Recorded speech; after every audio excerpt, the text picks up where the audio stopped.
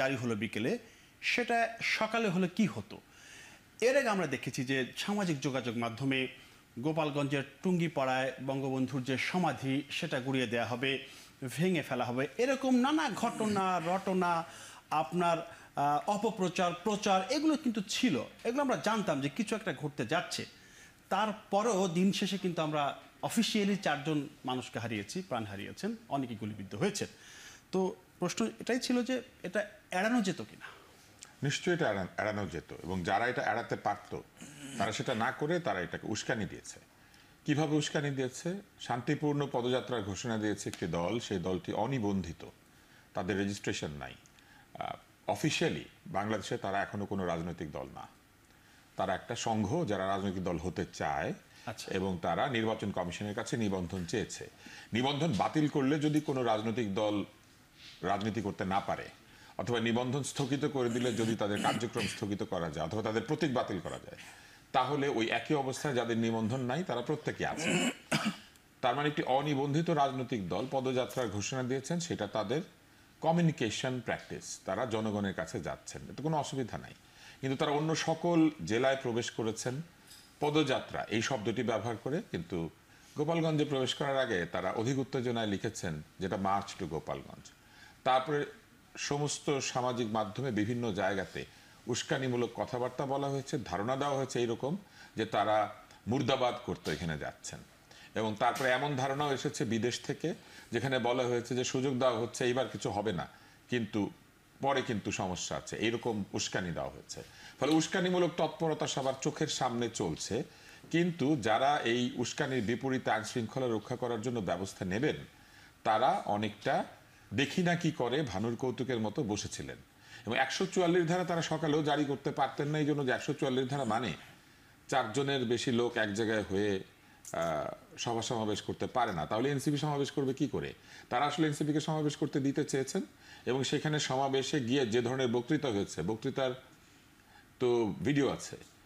আপনি যদি বক্তৃতা এমনভাবে দেন যে বক্তৃতার মধ্যে নিজেদের বক্তব্যের চাইতে বরং অন্যদেরকে সতর্ক করার প্রবণতা থাকে, তাহলে স্বাভাবিকভাবেই এই কথাটা মনে রাখতে হবে যে আপনি যদি একটা পাড়ায় ঢোকেন, সেই পাড়ায় মনে করেন একজন বড় ভাই আছেন, যে বড় ভাইকে সবাই শ্রদ্ধা করে, অন্য পাড়ার লোক ঢুকে সেই বড় ভাইয়ের নামে কিছু বললে সে যাই হোক না কেন পাড়ার লোকজন প্রতিবাদ করে। আর ঢুকেছেন এমন একটা জায়গায় যেখানে বঙ্গবন্ধু শেখ মুজিবুর রহমানের কবর আছে, এবং সেইটাকে ঘিরে নানান ধরনের ধোঁয়াশা তৈরি করা হয়েছে যে তারা কি করবেন, কি করতে পারেন, এরকম একটা অবস্থা তৈরি করলে একটা প্রতিক্রিয়া হওয়ার সম্ভাবনা থাকে। কিন্তু আমার আরেকটা প্রশ্ন আছে, একটা অনিবন্ধিত রাজনৈতিক দলকে প্রতিরক্ষা দেওয়ার জন্য রাষ্ট্রের সমস্ত বাহিনী এক জায়গায় হয়ে যাচ্ছে, এটা কি আসলে সরকারি দল? এইটার জন্য টাকা খরচ হয় না? অন্য সব রাজনৈতিক দলকে পাহারা দিবে? কালকে যদি অন্য সব রাজনৈতিক দল যারা অনিবন্ধিত তারা এরকম এই ধরনের পদযাত্রা বা কর্মসূচি ঘোষণা করে, তাদেরকে একইভাবে রাষ্ট্রীয় বাহিনীর প্রতিরক্ষায় তাদেরকে সব জায়গাতে সভা করতে দেওয়া হবে? আজকে ফরিদপুরে তাদেরকে পাহারা দিচ্ছে কেন? ফরিদপুরে কি হয়েছে? শুরুর থেকে এত পাহারা কেন? তার মানে কি প্রহরা দিয়ে তাদেরকে জনপ্রিয় করতে হবে? জনগণের পাহারার বদলে তাদের নিরাপত্তা বাহিনীর পাহারা দরকার হচ্ছে কেন? আসবে আপনার কাছে। আমি যেতে চাই একটু আবুল মোহাম্মদ শহীদ খান, আপনি একটু বলবেন, আপনি দীর্ঘদিন প্রশাসনে কাজ করেছেন, সাবেক সচিব ছিলেন। যেটা বললেন আব্দুল তুষার, যে একটি দল অনিবন্ধিত দল এখনো নিবন্ধন পায়নি, সেই দলটি পদযাত্রা করছে, সব জেলাতেই পদযাত্রা শব্দটা আমরা দেখেছি, আমরা নিজেরাও রিপোর্ট করেছি, কিন্তু মার্চ টু গোপালগঞ্জ এই জায়গাটায় কোনো জায়গাটা নিয়ে একটা প্রশ্ন উঠেছে আর কি। সেই জায়গায় আপনি একটু বলবেন যে এটা কি আসলেই কি মানে উস্কানি ছিল? এখন একটি দল তো যে কোনো জেলায় যে কোনো জায়গায় গিয়ে তাদের সভা সমাবেশ করতে পারে, চাইলেই করতে পারে, কোনো বিধিনিষেধ নেই। গোপালগঞ্জের বেলায় এমনটা হলো কেন? না, প্রথমত আপনি শান্তিপূর্ণ পদযাত্রাকে যদি মার্চ টু গোপালগঞ্জ বলেন, যেখানে অন্যখানে বলেন নাই, তখন আপনার একটা আবেগ প্রকাশ পায়, বেশি আবেগ, অথবা আপনার একটা অ্যাগ্রেসিভনেস প্রকাশ পায়। এখানে কোনটা প্রকাশ পেল? এখানে অ্যাগ্রেশন, অফকোর্স তারা অ্যাগ্রেশন নিয়েছেন, এবং তার মধ্যে সোশ্যাল মিডিয়াতে যে সমস্ত প্রচার প্রচারণা ছিল, এবং বঙ্গবন্ধুর সমাধিস্থল ভেঙে গুড়িয়ে দেওয়া হবে অথবা পরবর্তীতে করা হবে, এবং যে উদ্দেশ্য নিয়ে তারা গেছেন, মুজিববাদের কবর দিতে হবে, একটা বাদের কবর দিতে হবে, এবং স্লোগানগুলো তো আমরা শুনেছি। তারা যতক্ষণ পর্যন্ত বক্তৃতা মঞ্চে ছিলেন তারা কি কি স্লোগান দিয়েছেন, সেখানে তো আমরা স্লোগানগুলো ভিডিও ক্লিপস আছে, এটা সবাই জানে। সুতরাং অ্যাগ্রেশনটা তারা দেখিয়েছেন। তুষারের সাথে আমি একদম একমত যে এই দলটা তো এখনও নিবন্ধনই হয়নি, আচ্ছা ঠিক আছে, নিবন্ধন না হলেও একটা সংঘ হিসেবেও আপনি আপনার কথাবার্তা বলতে পারেন, কিন্তু রাষ্ট্রীয় পৃষ্ঠপোষকতায় রাষ্ট্রের পাহারাদারদের পাহারায় আপনি কাজ করবেন, এটা তো হতে পারে না। শুধু তো এটা ঘটে নেই, এখানে প্রিন্স সাহেব আসছেন, উনি নিশ্চয়ই বলবেন, ওনার মতামত শুনতে চাইবো। কারণ যখন এই যে আলোচনাটা হচ্ছে প্রধান উপদেষ্টার সাথে, তখন দেখা গেল যে প্রথম দিনে বিএনপি গেল, জামাত গেল, এবং একটি দল তো নাই, সুতরাং নিষিদ্ধ, তাদের ডাকার প্রশ্নই আসে না। আর গেল কে, এনসিপি গেল। তো তারা কোন ক্যালিবারে, মানে কি তাদের মধ্যে কি এমন আছে যে তাদেরকে প্রথম দিন এত গুরুত্ব দিয়ে ডাকা হলো?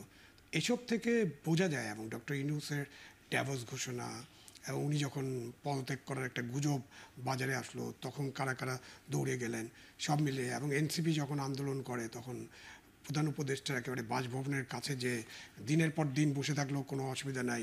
জগন্নাথ বিশ্ববিদ্যালয়ের শিক্ষক ছাত্ররা গেলে তাদের লাঠিচার্জ করা হয়, অন্য শিক্ষকরা গেলে, মাদ্রাসার শিক্ষকরা গেলে, প্রাথমিক শিক্ষকরা আন্দোলন করলে, অন্যরা আন্দোলন করলে কি করা হয় আমরা দেখছি। এতে বোঝা যায় যে এই দলটার প্রতি ইউনূস সরকারের, মানে এখন যারা সরকারে আছেন, তাদের একটা পূর্ণ সমর্থন আছে। একটা বিষয় সেটা হচ্ছে যে 5 আগস্ট পূর্ববর্তী বা পরবর্তী যে গোলাগুলি হয়েছে সে বিষয়ে প্রধান উপদেষ্টা বলেছিলেন যে আর গুলি চলবে না এভাবে। প্রধান উপদেষ্টার আগে তো আমাদের সেনাবাহিনী প্রধান বলেছেন যে সেনাবাহিনী কাউকে গুলি করবে না, এবং প্রধান উপদেষ্টা বলেছিলেন এই গুলি এবং এই মৃত্যুর দায় তো এখন প্রধান উপদেষ্টার। কারণ আমাদের দেশে সরাসরি কথা হচ্ছে যে আমরা সবসময় কাকে দায়ী করেছি? আমরা যখন আইয়ুব খান ছিল, আইয়ুব খানকে দায়ী করেছি। আমরা যখন বঙ্গবন্ধু শেখ মুজিব ছিল, তাকে দায়ী করেছি। জেনারেল জিয়াকে দায়ী করেছি, জেনারেল এরশাদকে দায়ী করেছি, খালেদা জিয়াকে দায়ী করেছি, শেখ হাসিনাকে দায়ী করেছি। তো এখন এই ঘটনার দায়িত্ব পুরোপুরি ইউনূস সাহেবের। এবং এর কেন দায়িত্বটা বেশি? ইউনূস সাহেব শুধু প্রধান উপদেষ্টা নন, প্রধান উপদেষ্টা হিসেবে তো উনি দায়ী, প্রধান হিসাবে, এবং উনি কিন্তু আমাদের প্রতিরক্ষা মন্ত্রণালয়ের দায়িত্বে আছেন। এবং এখানে প্রতিরক্ষা বাহিনীর সদস্যদের আমরা দেখেছি তারা গুলি করেছেন। তো সেই গুলি করার অনুমতি, রুলস অফ এনগেজমেন্ট থাকবে না একটা? নিশ্চয়ই তাদের আছে, একটা বই আছে, একটা কার্ড আছে, এবং সকলকে ট্রেনিংয়ে বলা হয় কীভাবে তারা এনগেজ হবেন। হ্যাঁ, স্ট্যান্ডার্ড অপারেটিং প্রসিডিউরস আছে। তো এগুলোর যদি আলোচনা আমরা করি গভীরভাবে, তখন দেখব যে কালকে যা ঘটেছে সেটাকে মানবিকভাবে অমানবিক বলতে হবে। একদম অমানবিক একটা ঘটনা, এবং অতিরিক্ত বল প্রয়োগের ঘটনা। এবং এই অতিরিক্ত বল প্রয়োগের কারণে অন্য সরকারকে আমরা ফেসিবাদী সরকার বলি আপনার হাতে রক্ত লেগে গেছে। এখন তো গতকালকের ঘটনার পরে ডক্টর ইউনূস নিশ্চয়ই বিবেচনা করে দেখবেন যে তার হাতে রক্ত লেগেছে কিনা। এই প্রশ্নের উত্তর আমি আমাকে যদি রহিন হোসেন প্রিন্স ভাই দেন যে আসলে কি এই সরকারের হাতে রক্তের দাগ লাগলো কিনা। না, আমার মনে হয় একেবারে খুব এর সরল উত্তর। সরল উত্তরের আগে একটু বলি যে আপনার কাছেও খবরে যেটা শুনলাম যে 144 ধারা এখন অব্যাহত থাকছে, তাই তো? কারফিউ আগামীকালকে 3 ঘন্টা, যাই হোক, তারপরে থাকছে। পরবর্তী ঘোষণা মানে পরিস্থিতির ভয়াবহতা উপলব্ধি করা যায়। আচ্ছা, কারণ বুঝতাম যে একটা ঘটনা ঘটে গেছে, সাময়িক সময়ের জন্য করলো, এখন একটা নর্মাল জীবন সেটা নাই। এবং যে ঘটনায় কি বলে যেটা ঘটলো, তা নিঃসন্দেহে যে হত্যাকাণ্ড সংগঠিত হয়েছে, এই হত্যার দায় অ্যাবসলিউটলি অন্তর্বর্তীকালীন সরকারকে নিতে হবে। তো এই সরকারের হাতেই তো তাহলে রক্তের দাগ থাকছে, এটাকে অস্বীকার করার কোনো কারণ নেই, এটাই বাস্তবতা।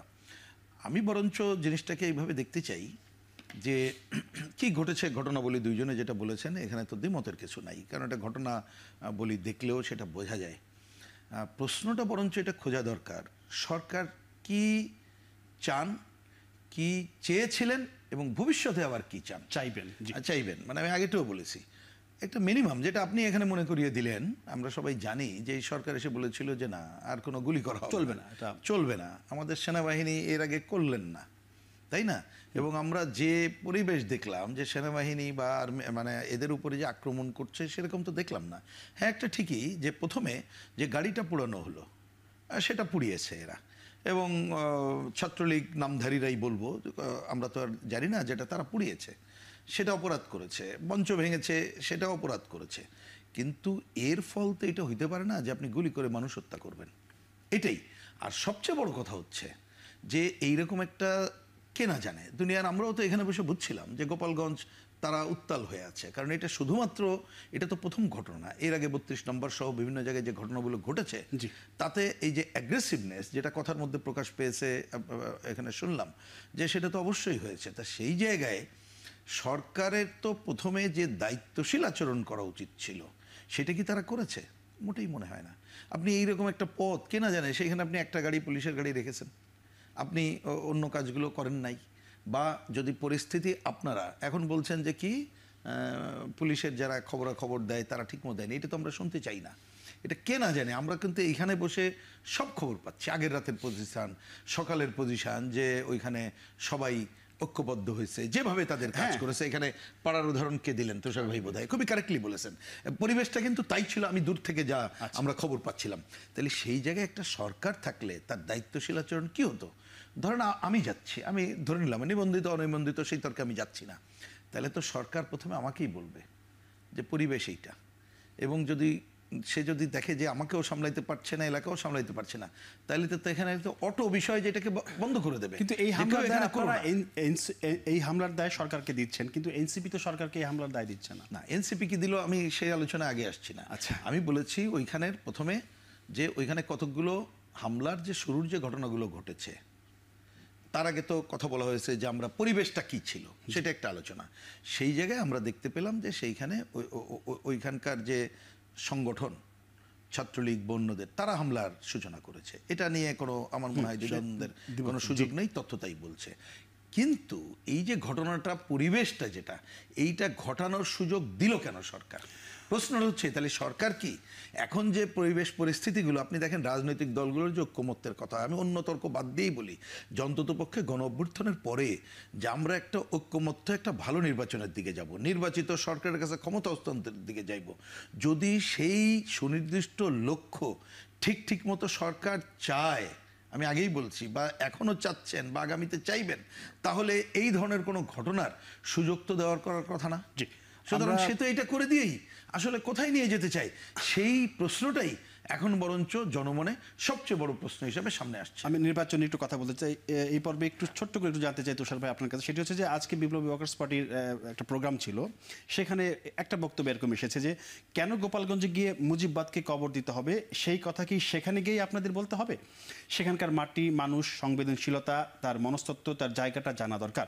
তবে মানে আমি যে প্রশ্ন করতে চাচ্ছি যে ওই জায়গাটা যাওয়ার আগে তো তারা অবশ্যই হোমওয়ার্ক করেছে যে একটা জায়গায় যাচ্ছি আমরা, সেই জায়গায় আসলে বক্তব্যটা কেমন হবে, সেখানকার যেটা আজকে আলোচনা উঠে এসেছে, সেখানকার মানুষ, মাটি, প্রকৃতি, এগুলো তো একটু হোমওয়ার্ক করা দরকার ছিল। আমার একটা পরিচয় আছে, সেটা হচ্ছে আমি বহু বছর ধরে বক্তব্য কিভাবে দিতে হয় এইটা লোকজনকে শিখিয়েছি। আচ্ছা, আমি যত বক্তৃতা দেখেছি তাদের, আমার কখনোই মনে হয় নাই তাদের কোনো বক্তব্য তারা হোমওয়ার্ক করে দেয়, বিশেষ করে এনসিপির নেতারা। কারণ তাদের হোমওয়ার্ক থাকে না বলে এক একজন নেতার বক্তব্য এক এক রকম হয়, এক একজন নেতার প্রকাশভঙ্গি এক এক রকম হয়, এবং তাদের কোনো কমন গোল আছে বলে বোঝা যায় না। ঘটনা ঘটার আগে তারা একরকম বক্তৃতা দেন, ঘটনা ঘটে যাওয়ার পরে তার আরেক রকম বক্তৃতা দেন।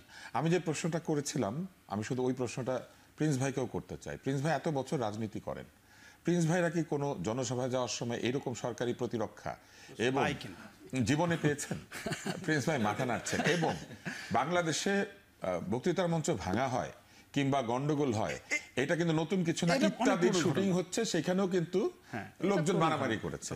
হ্যাঁ, তো বক্তৃতার মঞ্চ ভাঙলে পরে এত রুষ্ট হয়ে যেতে হবে এবং তারপর এইভাবে ঝাঁপিয়ে পড়তে হবে, এটা কিন্তু মনে হয়েছে যে অত্যন্ত উচ্চমাত্রার রিয়াকশন। আর যখন ওই জায়গা থেকে প্রত্যাহার করা হচ্ছে এই নেতাদেরকে, যে ছবিটা আমরা দেখেছি, এই ছবিটা কি খুব গ্রহণযোগ্য? এই ছবিটা দেখে এটাই মনে হচ্ছে যে জনতার প্রতিরোধের সামনে জনতাকে সাথে নিয়ে তাদেরকে লড়াই করার শক্তি এই দলটার নাই। এই দলটার জন্য বিদেশ থেকে আমদানিকৃত সশস্ত্র জওয়ানদের ক্যারি করার যে যানবাহন, সেটা দরকার। তাহলে কি সশস্ত্র লোকেরা এখন ব্যাটারি রিকশায় চড়বে, আর যারা নিরস্ত্র রাজনীতিবিদ তারা এখন ওটার মধ্যে চড়ে রাজনীতি করবেন? ধন্যবাদ। আমি পরবর্তী আলোচনা বিরতির পর শেষ করতে চাই। দর্শক, একটা বিরতি নিচ্ছি, ফিরছি শীঘ্রই, আশা করি সাথেই থাকবেন।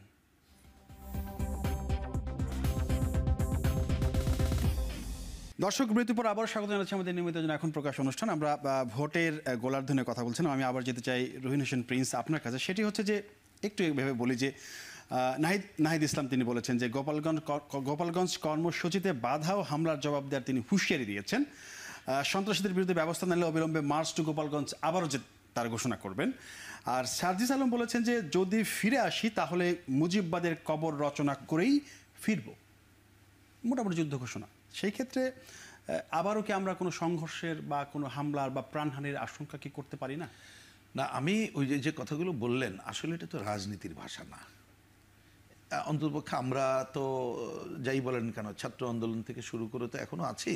আমরা তো যদি বলেন একটা মৌলিক পার্থক্য নিয়েই বাংলাদেশে যে রাজনৈতিক দলগুলো আছে তাদের সাথে একটা মৌলিক পার্থক্য নিয়েই রাজনীতি করছি, কিন্তু তারপরে এটা এই ধরনের রাজনীতির ভাষা কিন্তু আমাদের না। আমি বরঞ্চ দেখেন, আজকে আমি আসছি ওই জায়গায় একটু খালি বোঝার জন্য। দেখেন না, সংস্কার নানা কথা হচ্ছে, আমি সংস্কার আলোচনায় ঢুকছি না। এবং কথা হচ্ছে যে 90 আমরা করেছিলাম, কেউ রক্ষা করেনি, এবার নাকি খুব শক্ত করে কি একটা করে দেবে।